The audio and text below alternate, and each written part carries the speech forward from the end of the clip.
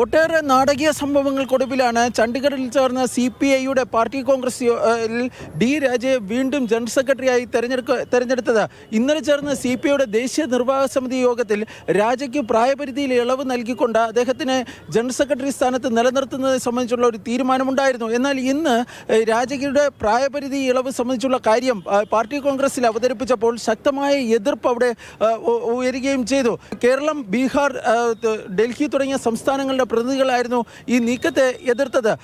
ഈ കേരളത്തിൽ നിന്ന് സംസാരിച്ച Rajaji Mathew Thomas, R Lathadevi, VS Sunilkumar എന്നിവർ ഈ തീരുമാനത്തെ ശക്തമായി എതിർത്തപ്പോൾ സംസ്ഥാന സെക്രട്ടറിയായ ബിനോയ് വിശ്വം ഒരു സമവായ സമീപനമായിരുന്നു ഈ യോഗത്തിൽ സ്വീകരിച്ചത്. തുടർന്ന് ഈ തീരുമാനത്തെ പിന്തുണയ്ക്കുന്നവരുടെ കൈ പൊക്കാൻ വേണ്ടി പറഞ്ഞപ്പോൾ കേരളത്തിൽ നിന്നുള്ള ഭൂരിഭാഗം അംഗങ്ങളും കൈ പൊക്കിയില്ല എന്നതും ശ്രദ്ധേയമായ കാര്യമാണ്. പക്ഷേ ഭൂരിപക്ഷ തീരുമാനത്തിൻ്റെ അടിസ്ഥാനത്തിൽ രാജയ്ക്ക് ഇളവ് നൽകുകയും തുടർന്ന് ചേർന്ന ദേശീയ കൗൺസിൽ യോഗത്തിൽ രാജയെ ജനറൽ സെക്രട്ടറിയായി വീണ്ടും തെരഞ്ഞെടുക്കുകയും ചെയ്തു.